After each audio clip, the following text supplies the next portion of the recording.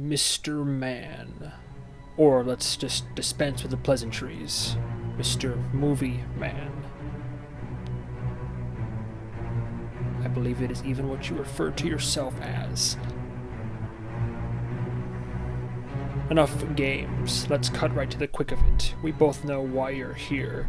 You review movies, and today will be no exception. You will review this film. You will give praise accordingly, and you will minimize your criticisms at risk of being disavowed from the Bureau. With all due respect, sir, the people need to know just what kind of movie they're getting into. You'll then cross the country accordingly. You will advertise for it. You will blast the marketing from here to Kingdom Come and Timbuktu and back if we so desire. You will discuss the stunts. You will discuss the locations. You will discuss all the prevalent information about this film with any and all interested and uninterested parties. I cannot simply hold my tongue. If you want to play hardball, if you want to try to point out flaws in the film, you be my guest. The people have a right. You want to get more views, you want to get some likes, you want to cause some problems and strife for our company, go ahead. You want to shake hands with the devil, you be my guest. I just want to make sure you do so in hell.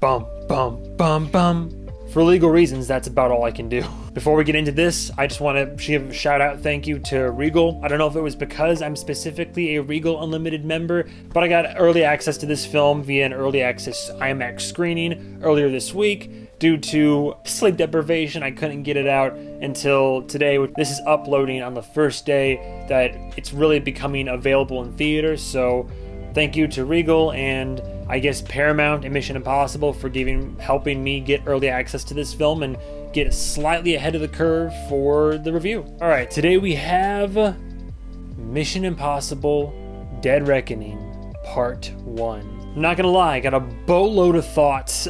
Got a lot of different directions I can go in with this. I'm gonna try to stick to my notes. Here's a quick review. I'm gonna try to keep it spoiler free. I don't want to say a huge fan of Mission Impossible, but I really enjoy the series. Maybe even like 3 of the movies I probably love. I recently went through a whole marathon. So I watched Mission Impossible 2, 3, Ghost Protocol, Rogue Nation, Fallout, all of it in preparation for the big kahuna here, the one of 2 parts of what's basically going to be like a 6-hour swan song of sorts for the character of Ethan Hunt to finish the Mission Impossible franchise for good. Get this out of the way real quick because there's way too many cast members. Director of this one, Christopher McQuarrie.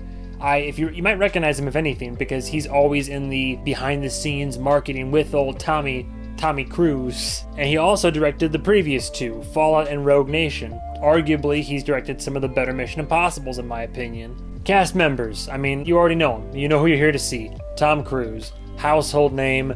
There he is. What else can I say? Some steady regulars do return to the scene. I might throw some of them up here. I love Simon Pegg. Vin Rames is great. Rebecca Ferguson, newcomer ever since, Rogue Nation. So she's been a welcome addition to the ensemble as well. That normally changes out, but a few of these core cast members have made it through at least 3 movies each now, so bravo there. The new additions are really cool. I'm personally a fan of Palm Clementif, old Palm Wonderful over here. If you don't recognize her, she's Mantis from Guardians of the Galaxy, and you also got the bad guy from Ozark. Ozark, right? Yeah, bad guy from Ozark. And a neat little addition, I thought, and is kind of what my mockery was in the beginning of this, and I'm surprised they haven't really involved his character since the first movie, but you got the guy who plays Kittredge back. Like 6 movies later, Kittredge is back. But it's cool to see him. I liked him in the first one. I'm glad they did more of his character. Look, there's a whole lot of cast members. It's ridiculous. Okay, here's the thing about Mission Impossible Dead Reckoning Part 1. We're just gonna call it Dead Reckoning, or Dead Reckoning Part 1. This movie has been hyped, and I mean like hyped. I would almost go as far as to say overhyped. I've never seen a film do this on Rotten Tomatoes. When the reviews first started coming out, it was like 60 or 70 something reviews, and it was at 97, 98%. It was something like that. Then more reviews came out, and the overall cumulative average went up. And for a couple days, it was at 99%, near perfect scores across the board. Now, as always, take into account how Rotten Tomatoes handles the average scoring system. You know, it's a cumulative process, but I was still impressed, had high hopes. I was pretty hyped for this. Out of all the Mission Impossibles, I'm pretty confident that Mission Impossible Fallout is my favorite of them all, and is one of the best action movies in recent memory anyway. Like it's a fantastic, borderline phenomenal modern action film in this reporter's humble opinion. Ghost Protocol was really good, Rogue Nation was good, Fallout was fantastic. I just keep on raising the bar. I couldn't help but go into this with very high expectations and standards, and I'm almost still not quite sure how I feel about this. The pros of Dead Reckoning. Without contest, I mean, the stunt work in this is masterful. Kind of almost works to the film's detriment in a way, but the stunt work has slowly but surely, and now definitely, become almost the crux of these films' marketing. Like, you're almost not going to see Mission Impossible. You're going to go see Tom Cruise and perform some crazy new stunt, which is nothing new. Ghost Protocol, when he was hung outside of the Burj Khalifa, the tallest building in the world. Rogue Nation, we all know when he was hanging outside of that cargo plane, he really did that. I think Fallout had my favorite examples and had a lot of, that's when they really started getting into it with the stunts. He did the halo jump at 25,000 feet, right? He did a 20-foot plus gap as he landed the jump. He broke his ankle and they kept the take.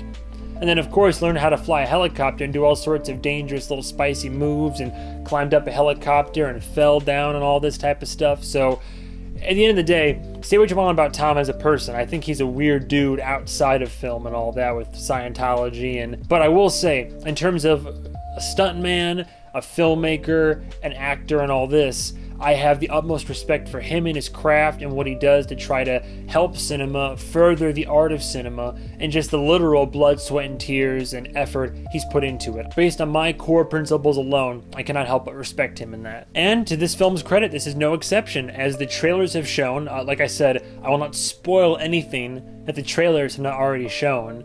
But I mean, there's fighting on top of trains, there's like motorcycle, motocross, jumping a launch off a cliff. There's, what do they call it? Speed flying. It's an actual sport. One-handed drifting on the cobblestones of Rome. There's stunts after stunts after stunts. Almost all of it entirely practical with real people, cars, etc. So the stunt work in this film is, I mean, I love practical effects. I love real stunts that are done. You know, anytime that you can avoid using CGI, you've earned a star in my book. So bravo. This film, I think, has the biggest stunt in cinema history and has just a lot of stunts, period. So yeah, this film succeeds the most in that respect. And I will say, I like the wardrobe in this a lot. There's a lot of nice suits and peacoats and vests and just outfits, and the gals and the dresses. And then even when Palm is going like full assassin mode and has her Carnival regalia on and all that, the wardrobe in this film I really enjoyed. And I will say, because this is where, again, I'll get to the inverse of this very shortly. This might be the most ambitious Mission Impossible, both in scope, action, stunt, cast, size, but also plot and narrative. So this is both a pro and a con. The plot is convoluted, but if you're looking at it in a glass half full kind of way, it's convoluted in an entertaining way. Most Mission Impossibles are, between exposition and a lot of different moving pieces and all that.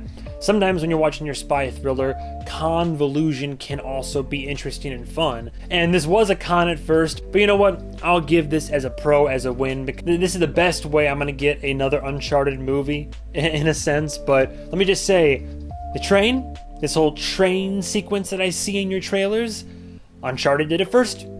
Uncharted did it first, I'm just telling you. Granted, I'm sure plenty of movies have had train sequences and trains going off tracks, but there are literally shots in this trailer that are like, you know, whether it's running across the roof of a train going over, like in Uncharted Lost Legacy, or whether it's hanging on the inside of the train as furniture is tumbling down around you and trying to climb up, Uncharted 2. I just thought it was very funny. I was like, oh, I'm just watching game to movie, but not for the same franchise. But now we get into the cons of the film, and the cons didn't ruin my experience, but this needs to be said. The way they were handling the marketing and showing the trailers. The first trailer for this film was perfectly fine, and they really could have left it at that. What are there, 3, 4 total trailers? Not even counting normally people release behind the scenes for a film after the film has come out, or even after the film's out on like Blu-ray and 4K and all that. Between the trailers that have been shown in theaters and online, and all the behind the scenes of the stunts and all that, showcasing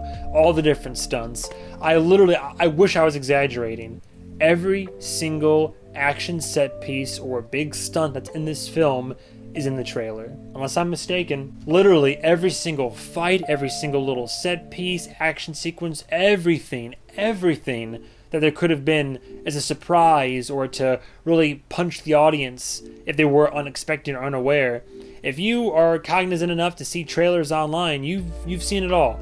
And that really is a downer, man. Granted, I'm very grateful that I got to go to this early access fan event, don't get me wrong, but before it, they showed 2 separate clips. One was just a travel montage, but one was literally, they broke down a chase scene that we hadn't seen yet, and they were like, oh, here's this car, and here's what they did, and when we shot this, here were the challenges, and they're just showing us basically multiple scenes from the chase, explaining the dichotomy of it, like how it goes, what the process is. They basically showed us the chase.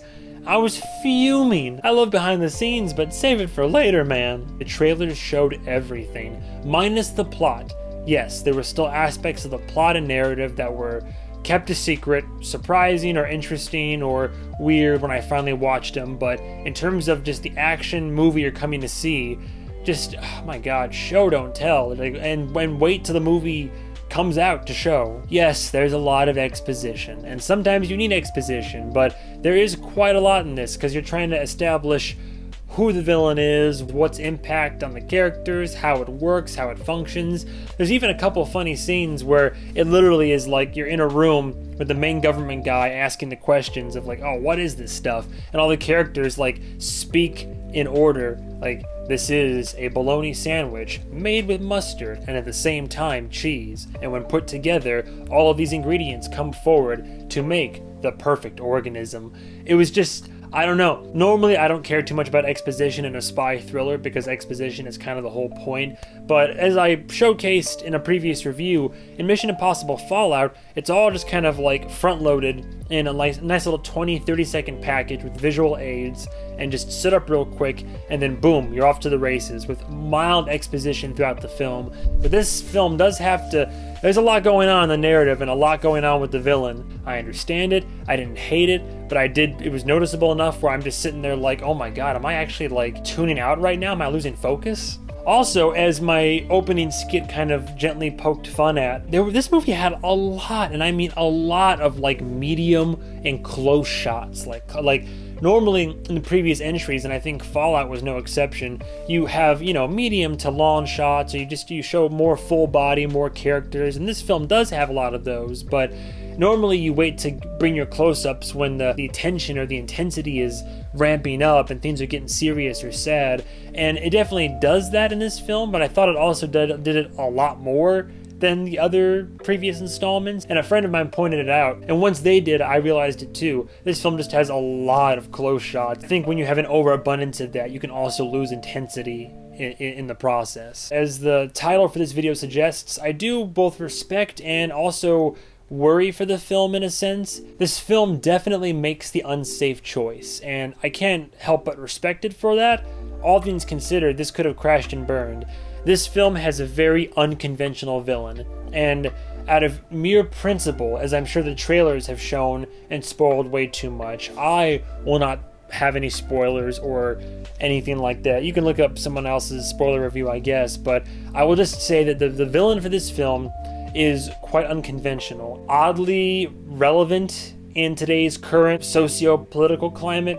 If you watch the movie, it'll make sense to you, I suppose, but it's a villain I did not see coming, and I suppose I'm here for it. A different Mission Impossible for sure. In the same way that Renfield felt like manufactured violence and gore, this movie almost felt like manufactured spy thriller action, but I feel like I would have had a different experience had the trailers and behind the scenes featurettes not shown too much. That being said, the action sequences were still fun. I remember watching Mission Impossible Fallout, and there were several moments where I had like a light sweat, and you know, the helicopters are flying around and I'm like shaking with adrenaline, and I'm really getting into it.